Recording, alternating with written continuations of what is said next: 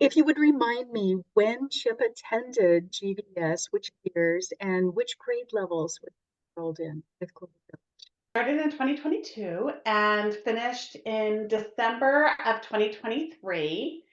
And he did the end of 10th grade and 11th and 12th grade. Yeah, he zoomed. He was so motivated. So, how do you think that Global Village School contributed to Chip's education? So dramatically, I have to say. One of the things that I thought was really important was when we found Global Villages School, one of the first things that we were asked to do was an inventory to kind of have Chip get to know himself as a learner and also for the team at GVS to get to know him. And he scored really high in curiosity. And that was a moment for my husband and I where we really thought, oh my goodness, this could be a great fit for Chip because they care about the fact that he's this curious. One of the problems that we had had with other schools that exist is that they're not as interested in the learner themselves and much more interested in cookie cutter subject matter. And this was a moment where we said, oh my gosh, this place is special. Hmm. This is a place that values curiosity and is really interested in the learning style of the high school student, for us, a high school student. And it was just really exciting for us to think that he could learn in a way that was best for him because he is incredibly curious. Yes, yes, I remember remember that. Oh, well, I was going to ask what you most appreciate about Chip attending Global Village, but maybe in a way that's a redundant question.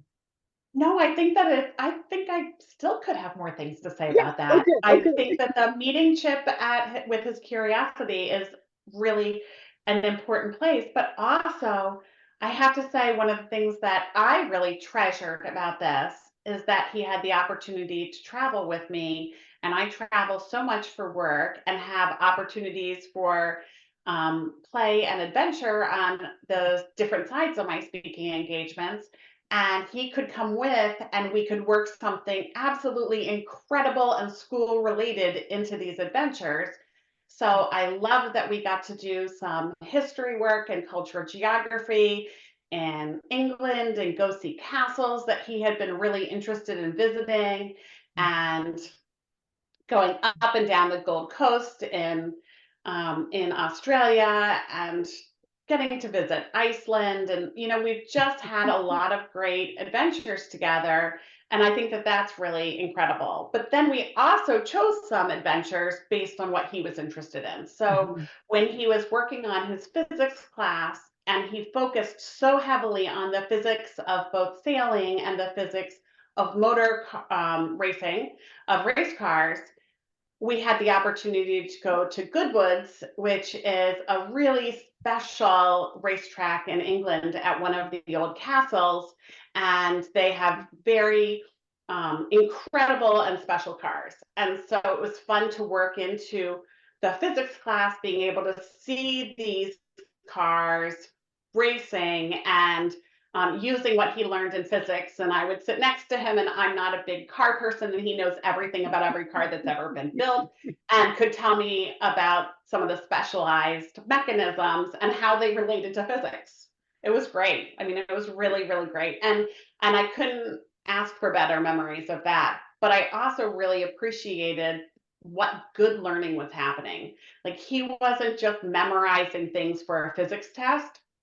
He knew it so much that he could apply it to other things that he was interested in, and that, GVS and you, Patricia, not only gave him that space, but nurtured it and really made it possible for him to learn like that.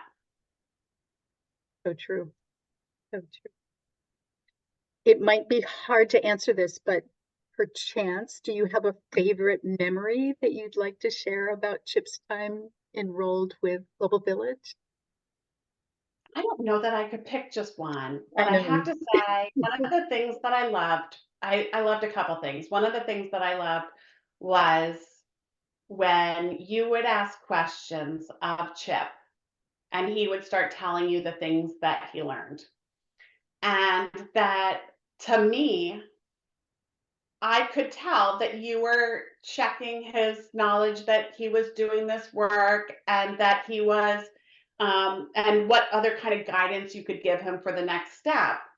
But for Chip, I could tell that he just knew that this was a really smart, interested in adult who wanted to know more about it, and that you had an incredible knowledge base of the things that he could talk about that I didn't know anything about. So I was extremely grateful for your knowledge, and that you were asking him these questions, and that the two of you would have this incredible dialogue back and forth. And on one hand, I knew that part of it was making sure that, he was getting the subject matter that he needed to do and how you could guide him better. But for him, it was just this like wonderful, engaging dialogue about topics that he was fascinated with, that especially when it was subjects that were not my skill set or my mom's or my husband's skill set. It was really just amazing. And his face lighting up, talking to you about it, and you telling stories, about your time on boats in Alaska. Like, I just loved it. And sometimes I look out in my sunroom where the two of you would sit. I mean, you were really across the country, but where the two of you would sit, and I just have really fun memories of that. Mm, thank you. Yeah. Yeah. Me too. Too. Anything else you would like to add? Any? Well, I think one thing that's really interesting is the idea that even though the students are doing individualized work, they're working independently very often, that there's still such a strong relationship with the lead teacher, but also the opportunity in the source meetings to meet other high school students.